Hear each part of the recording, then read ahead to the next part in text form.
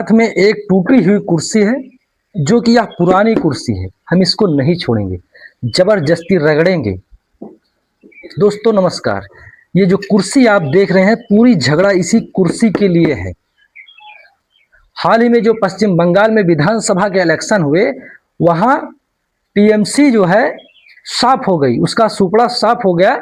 लेकिन जो उसकी मुखिया हैं अकड़बाज हैं, और जैसे गुंडई से संविधान की धज्जियां उड़ा रहे हैं। इसको हम नहीं कह रहे हैं, वहां के लोग कह रहे हैं कि ये पागलपन है।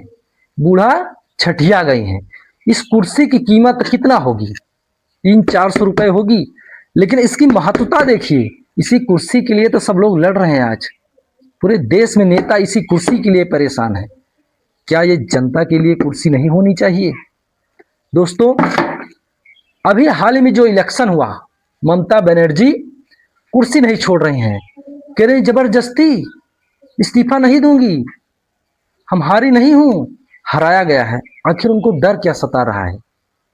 क्या उनका ये पागलपन जनता के दिए हुए मत को नकार रही हैं, या कि उनके राज्य में गुंडागर्दी वास्तव में थी, जनता ने उसको नकार दिया है? ये सब चीजें तो हो चुकी हैं।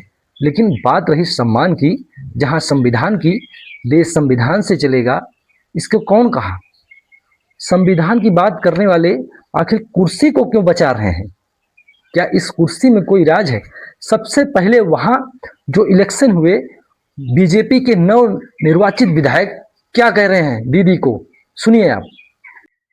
वाली नहीं है, वो जो कुर्सी है उसको एकदम क्या बोले जबरदस्ती पकड़ के रखे है। कुछ जानते नहीं, ज्ञान नहीं है। तो ठीक है, पश्चिम बंगाल अभिशाप मुक्त हुई और ये पाप मुक्ति हुई। ये पाप थी ये तृणमूल सरकार। मानिकतला भी पाप मुक्त हुई, और अभी मानिकतला और पूरा पश्चिम बंगाल, ये जो तोलाबाज सिंडिकेट राज और गुंडागर्दी, ये सब खत्म हो गया। ये हम सब मिलके खत्म करेंगे इसको।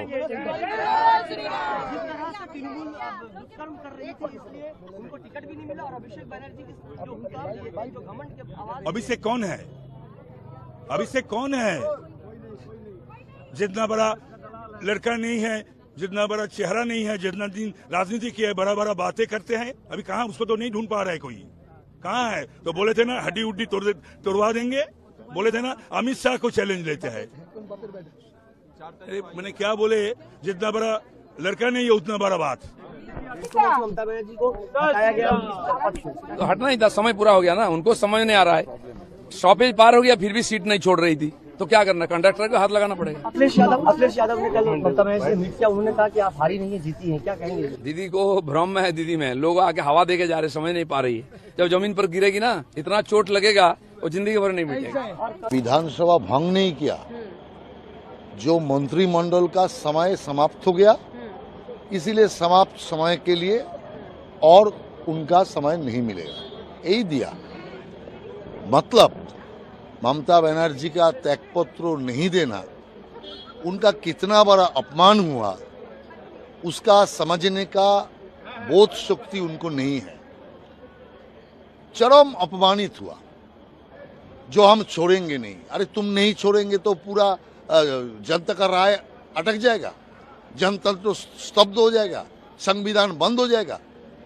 लेकिन आज गवर्नर ने जो आदेश दिया, इस सरकार का मियाद समाप्त हुआ, इसीलिए इस सरकार का मियाद को समाप्ति का घोषणा गवर्नर ने कर दिया। इस कुर्सिया का महत्व, इस कुर्सी का महत्व आपने सुना। इसमें गुंडई है, लफंगई है, सहनशीलता है, नम्रता है, एक भाव है, सम्मान है। लेकिन इसका दुरुपयोग करेंगे तो कितना दिन हम कुर्सी पे रहेंगे? ये कुर्सी देखिए, एक दिन ऐसे ही एक्सपायर हो जाती है। जैसे दीदी का कार्यकाल 15 साल चला और कुर्सी उनके पास थी। उस कुर्सी की हनक देखिए कि लोग बताते हैं वहां सरेआम हिंदुओं के ऊपर अत्याचार हुआ। हम नहीं कह रहे हैं इसको, वहां की पब्लिक कह रही है। अब वहां देखिए माहौल, जिस तरह से 15 साल का रोड मैप, और बीजेपी एक समय 3 से 73 और 73 से आज 208, 80 पे टीएमसी। लेकिन आपने चुनाव कवरेज देखा होगा, बड़े बड़े बोलपन और बड़ी बड़ी बातें। अब कल अखिलेश यादव भी पहुंचे।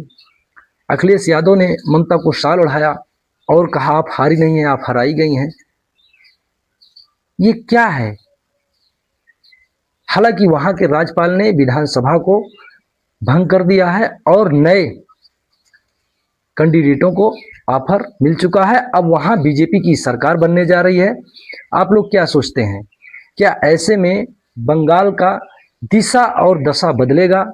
क्योंकि बीजेपी हमेशा से ये आरोप लगाती रहती है कि वहाँ गुंडागर्दी है, अत्याचार है, हिंदुओं की आवाज़ को दबाया जा रहा है, दीदी मुस्लिमों को बढ़ावा देती हैं, रोहिंग्या मुसलमान बांग्लादेश बॉर्डर से आते हैं जो कि भारत में घुसपैठ करके रहते हैं। ऐसे में अब बीजेपी क्या उस जंगल राज को खत्म करेगी या वहाँ बुलडोजर कार्रवाई होगी, योगी मॉडल की कार्रवाई होगी? ये बीजेपी का दावा है।